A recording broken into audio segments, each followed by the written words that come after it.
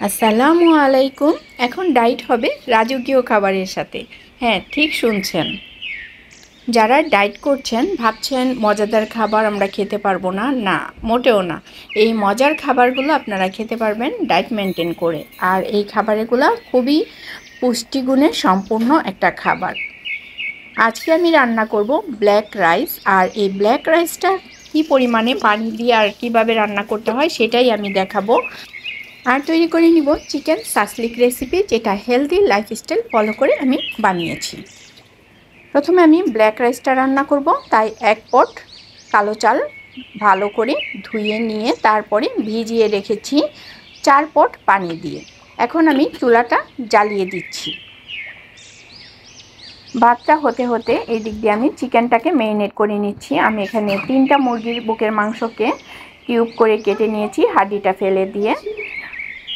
গরম মশলা দিয়ে নিলাম 2 টেবিল চামচ পরিমাণে, আর টক দই দিয়ে নিয়েছি 2 টেবিল চামচ পরিমাণে, আদা আর রসুন বাটার দিয়ে নিয়েছি 1 টেবিল চামচ পরিমাণে, মরিচ ফাঁকি দিয়ে নিচ্ছি 1.5 চা চামচ পরিমাণে, আর এখানে দিয়ে দিলাম জিরা ফাঁকি, গোলমরিচ ফাঁকি 1/2 চা চামচ পরিমাণ করে। এখন দিয়ে নিচ্ছি লবণও দিয়ে নিলাম 1/2 চা চামচ পরিমাণে। সরিষার তেল দিয়ে নিচ্ছি 1 টেবিল চামচ পরিমাণে। সবগুলো উপকরণ এখন ভালো মতো মেখে মিশিয়ে নিচ্ছি। মিলিয়ে নেওয়া হয়ে গেলে প্রায় আধা ঘন্টার মতো এইভাবে ম্যারিনেট করে রাখতে হবে। আপনারা চাইলে 1 থেকে 2 ঘন্টাও ম্যারিনেট করে রাখতে পারেন। আমি এদিকে ভাতটা চেক করে নিচ্ছি কতটুকু হলো। এই যে ভাতের পানি বলক চলে আসছে, একটা নাড়া দিয়ে নিচ্ছি। এখন আবার ঢেকে বসিয়ে রাখবো আরও 10 মিনিট পর্যন্ত। 10 মিনিট পর ফিরে আসছি। ফিরে আসলাম 10 মিনিট পর। এখন ঢাকনাটা খুলে দেখে নিচ্ছি কি অবস্থায় আছে। এই যে দেখতে পাচ্ছেন পানিটা অনেকটা ঘন হয়ে আসছে। আর এই পর্যায়ে দিয়ে নিব লবণ 1 চা চামচ পরিমাণে, আর মাখন বা ঘি দিতে পারেন। আমি এখানে মাখনটা দিয়েছি 1 টেবিল চামচ পরিমাণে।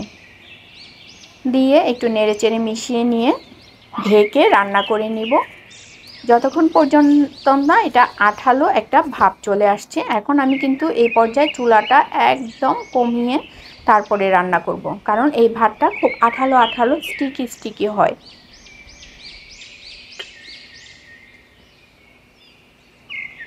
চিকেনটা ম্যারিনেট হয়ে গিয়েছে। এখন সাসলিকের কাঠিগুলো আমি ভিজিয়ে রেখেছিলাম, আর এই কাঠির মধ্যে এখন সবগুলো চিকেন আমি গেঁথে নিয়েছি। দেখতেই পাচ্ছেন কত সুন্দর করে স্টেপ বাই স্টেপ একটা একটা করে গেঁথেছি। এখন আমি এগুলা ভাজতে চলে যাব। ভাজার জন্য একটা ফ্রাই প্যান নিয়ে নিলাম, আর এর মধ্যে দিয়ে দিলাম মাখন। আপনারা এখানে চাইলে সরিষার তেলও ব্যবহার করতে পারেন। এখন এক এক করে সাসলিকের কাঠিগুলো ফ্রাই প্যানে দিয়ে নিচ্ছি।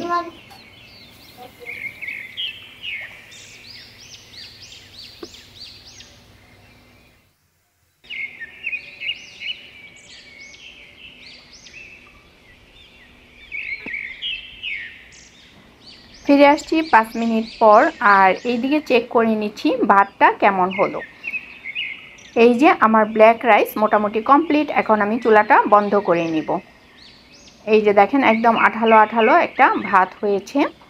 এই পর্যায়ে আমি চুলাটা অফ করে নিলাম। এখন সাসলিকগুলোকে একবার করে উল্টে নিচ্ছি।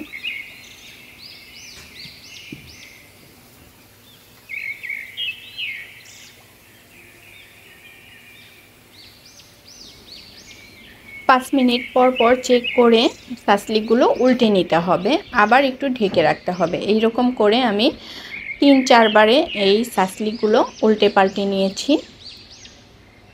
20 থেকে 25 মিনিটের মধ্যে আপনার এই সাসলিকগুলো তৈরি হয়ে যাবে। এই যে দেখেন মোটামুটি আমার সাসলিক তৈরি হয়ে গিয়েছে। এখন আমি চুলাটা বন্ধ করে নিচ্ছি। এখন একটা পরিবেশন পাত্রে বেড়ে নিচ্ছি। আমার এই রেসিপিগুলো আপনাদের কাছে কেমন লাগে প্লিজ একটু কমেন্ট করে জানাবেন। আমি সব সময় চেষ্টা করি অল্প উপকরণে কিভাবে মজাদার রেসিপিগুলো দেওয়া যায় সেটাই তৈরি করে আপনাদের সামনে দেখানোর জন্য।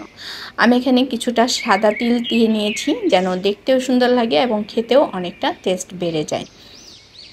এখন একটা প্লেটের মধ্যে সবগুলো সাজিয়ে নিচ্ছি। প্রথমে আমি ব্ল্যাক রাইসটা দিয়ে নিলাম, তারপর দিয়ে নিয়েছি ভেজিটেবল। আমি এটার রেসিপিটা দেই নাই, তবে আপনারা যদি চান তাহলে আমি এই রেসিপিটাও তৈরি করে দেখাবো। এটা আমি চিংড়ি মাছ দিয়ে সবগুলো সবজি দিয়ে করেছি।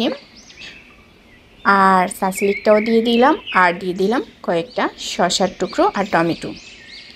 যারা হেলদি লাইফস্টাইল মেনটেন করছেন তারা এই রকম খাবার খেতেই পারেন।